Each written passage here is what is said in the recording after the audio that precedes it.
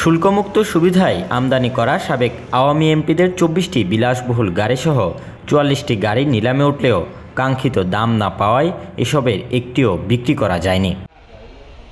এরই মধ্যে ১৯টি গাড়ির বিরুদ্ধে উচ্চ আদালতে রিট করেছেন আমদানিকারকরা। ফলে রিট নিষ্পত্তি না হওয়া পর্যন্ত ১৯টি গাড়ি নিলামে তোলা যাবে না। এ অবস্থায় সাবেক ২৪ এমপির ২৪টি সহ ৩০টি গাড়ি দ্বিতীয়বার নিলামে তোলা হবে। তবে সেগুলো কবে নাগাদ তোলা হবে সে বিষয়ে এখনও দিনক্ষণ নির্ধারণ করেনি Chittagong customs house. Chittagong customs house জানিয়েছে, শুল্কমুক্ত সুবিধায় আমদানি করা সাবেক এমপিদের ২৪টি সহ মোট ৪৪টি গাড়ির নিলাম প্রক্রিয়া গত ২৭ জানুয়ারি শুরু হয়। দরপত্র জমা কার্যক্রম চলে ১৬ ফেব্রুয়ারি দুপুর ২টা পর্যন্ত। মাঝে গত ২ ও ৪ ফেব্রুয়ারি পর্যন্ত ২ দিন সকাল ৯টা থেকে বিকেল ৪টা পর্যন্ত গাড়িগুলো দেখার সুযোগ পেয়েছিলেন আগ্রহীরা। গত ১৭ ফেব্রুয়ারি দরপত্রের বাক্স খোলা হলে সেখানে কাঙ্ক্ষিত দাম ওঠেনি।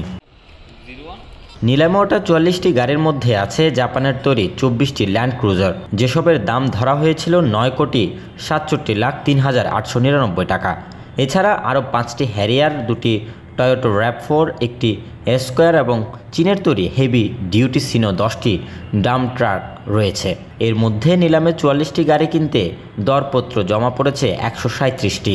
এছাড়া সাবেক এমপিদের ২৪টি গাড়ি কিনতে দরপত্র জমা পড়েছে মাত্র ১৪টিতে।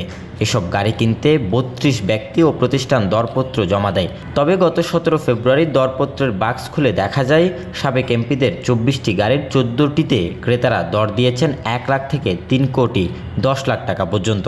বাকি 10টি গাড়িতে কোনো দরপত্রই জমা পড়েনি। চট্টগ্রাম কাস্টমসের উপ কমিশনার সাইদুল ইসলাম জানিয়েছেন, ৪৪টি গাড়ির নিলাম কার্যক্রম শেষ হয়েছে। এখন পর্যন্ত নিলাম কমিটির সভা হয়নি। সাবেক এমপিদের ২৪টি গাড়িতে কাঙ্ক্ষিত দাম পাওয়া যায়নি।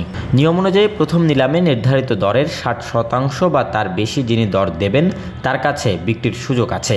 এই হিসেবে ন্যূনতম ৫,৮০,০০,০০০ টাকা দর পড়লে বিক্রির সুযোগ ছিল। সাবেক এমপিদের কোনো গাড়িতে এত দর পড়েনি। এজন্য দ্বিতীয় দফায় এসব গাড়ি নিলামে তোলা হবে। দ্বাদশ জাতীয় সংসদ নির্বাচনের পর এই গাড়িগুলো শুল্কমুক্ত সুবিধায় আমদানি করেন সাবেক সংসদ সদস্যরা। ক্ষমতার পট পরিবর্তনের পর গত ৬ আগস্ট সংসদ ভেঙে দেওয়া হয়। শুল্কমুক্ত সুবিধাও বাতিল করে জাতীয় রাজস্ব board NBR। Desk report, news now 24।